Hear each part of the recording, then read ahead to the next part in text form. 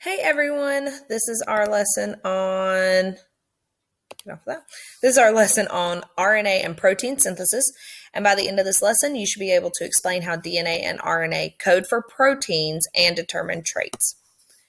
So first, we're going to jump right into what RNA is. So RNA is known as ribonucleic acid. So it is a nucleic acid just like DNA, but remember that was deoxyribonucleic acid. This is just ribo. So this will serve as a messenger for the DNA in the cell and is small enough to leave the nucleus. It's made of 4 nitrogen bases. 3 of them are the same as what we see on DNA. So adenine, guanine, and cytosine are the same. However, instead of thymine here, RNA will have uracil. So instead of a T, it has a U. Adenine here will pair with uracil on a new strand of RNA since it does not have the T to partner with like it does in DNA. So there are 3 main ways that RNA and DNA will differ. First, RNA is a single strand, whereas DNA we know is a double strand twisted ladder shape. RNA has a ribose sugar and not a deoxyribose sugar. And then RNA has that uracil nitrogen base instead of thymine. So here's just a bigger picture for you to see the differences there if you want to pause this and really look at it.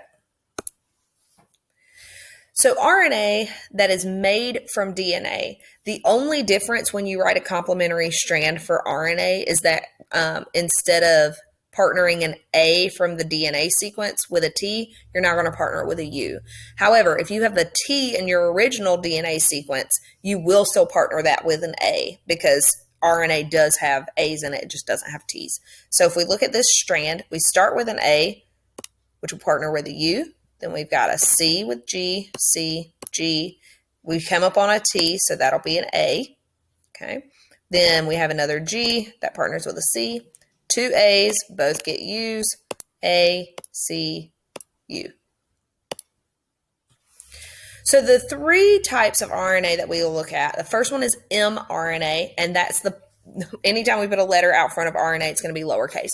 So the M here stands for messenger, and this will bring instructions from the DNA to a ribosome. So think about it copies the message and it takes it to the ribosome. So one way to think about this is if you've got you can think of like secretaries in old-timey movies. You can think back when I was young and we had to leave voicemails for people. Things like that. You can think about the DNA as relaying a message to a ribosome, but it cannot talk directly to a ribosome. So what it does is it sends a message, sends a telegram basically from the nucleus to the ribosome via messenger DNA or messenger RNA. Our next type is tRNA, which is known as transfer RNA, and this will supply the amino acids to make the proteins, which we use for coding. And then we have rRNA, which is ribosomal RNA. So this will bind with the mRNA, and it uses the instructions to assemble the amino acids in the correct order from the tRNA bringing those in.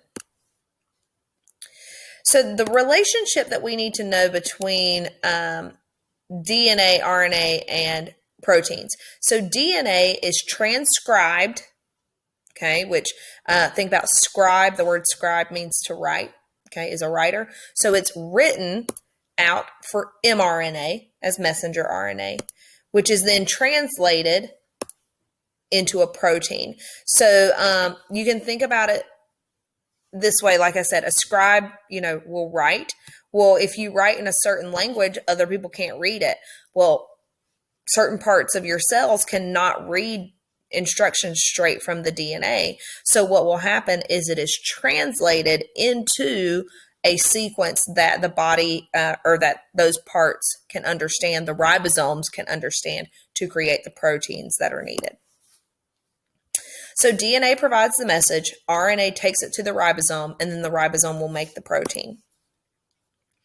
And then transcription and translation, those 2 steps equal protein synthesis. So that's what we're looking at here why we need RNA is to create proteins. So when a cell needs a production of a specific protein, the gene that carries that information of the protein is turned on, and transcription and translation of that gene will take place. So this may mean that like heliocase, which has to come in and unzip the DNA to get that information, will only unzip a portion of the DNA where that gene is located. So RNA is produced from the DNA. An enzyme will unzip the DNA molecule at that specific spot. Free nucleotides will form the bonds where appropriate to match the bases on those nucleotides and create that mRNA. So once that is finished, it breaks away from the DNA. Polymerase comes right back in and zips it up, and that mRNA will leave the nucleus and go straight to the ribosome. Once it leaves the nucleus to find a ribosome, it'll give the ribosome the code. That code will be translated so that we can then bring in and make our proteins. So as you can tell here, just looking at these steps, I'm going to do some writing on here. So we've got DNA. It has now been unzipped into its two sections, and this little dark piece right there that's coming in and matching with that bottom section, that's the mRNA. Okay. That will leave the nucleus, go out and find some ribosomes, which we've got here, these little weird shaped things. And they're bringing in, with tRNA, they're bringing in the amino acids that you will need to make those, well, the bases that you will need to make the amino acids to make the proteins. So for translation, once we're out of the cell, we've gone to the ribosomes, the protein is going to be produced from that mRNA strand. So it will attach to a ribosome. A ribosome basically just plug and chugs down that DNA strand, that RNA strand. tRNA will come in and bring the corresponding amino acids to that mRNA strand. And then those will bond together to make a peptide bond. And we know a polypeptide is a protein. Okay. The ribosome attaches at the start codon, which is like the first three letters that we look at. We put three of those nitrogen bases together, and that specific order will give you a certain amino acid that you will need.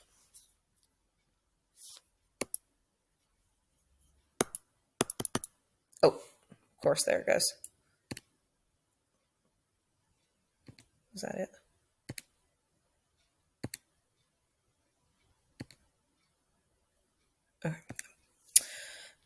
All right, so the message or the code that is carried on the mRNA will read in words called codons. So again, codons are three nitrogen bases. The ribosome will read those three. The tRNA brings in the amino acid, it plugs through, and now we're going to start building that chain off. The tRNA knows which amino acid to bring to the protein based on that codon. Each tRNA has three bases called anticodons, and they will pair with the mRNA codons. This is a specific base pairing that ensures the right amino acid will make the right protein. So if you look here, again, we've got our mRNA down here at the bottom. And from our mRNA, we have our tRNA, which is the weird little shape one that you saw earlier. And it has these anticodons because, remember, C and G will go together. And now U will partner up with A. This specific order, C, G, U, will lead to that specific amino acid. So you have to look at those three together. So go ahead and make sure you can pause and label this in your notes. So how do we know which amino acid is supposed to be in the protein? That's what that messenger RNA is for. So we look at that genetic code to determine which amino acids are needed. And then the codons in the mRNA message is made for a different combination of those three bases. And that's what the specific amino acid looks like. So there are only 20 amino acids, but there are 81 possible combinations of codon sequences that can describe those amino acids. And we use a codon table for this. So we look at the first base of the codon, UCA or G. Then we look at the second base, and then we have to find the third one. So if we knew that our first one was C, give me a pen, sorry. If we knew that our first one was C, our second one was A, and our third one was G, okay, C, A, G, we would be looking at glutamine. Okay, so CAG, we would specifically code for the glutamine amino acid. Remember that the chart is based on mRNA, not tRNA.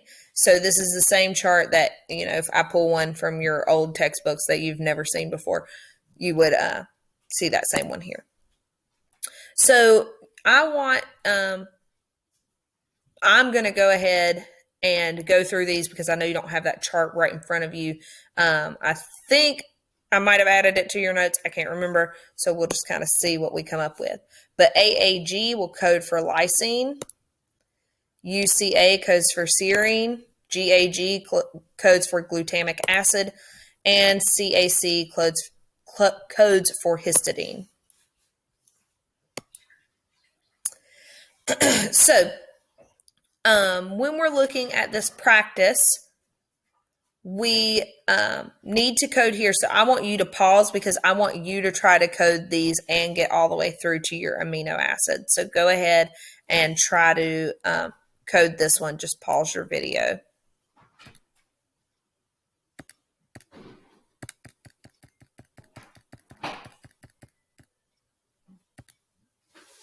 All right, and now I want you to go through and you're going to label this. I'm going to pop up all of these words so that you can have them for your notes. But you need to label this picture in your notes as the quick process of transcription and translation, all the important parts that you need here. Okay, so go ahead, pause the video, and you can put these in.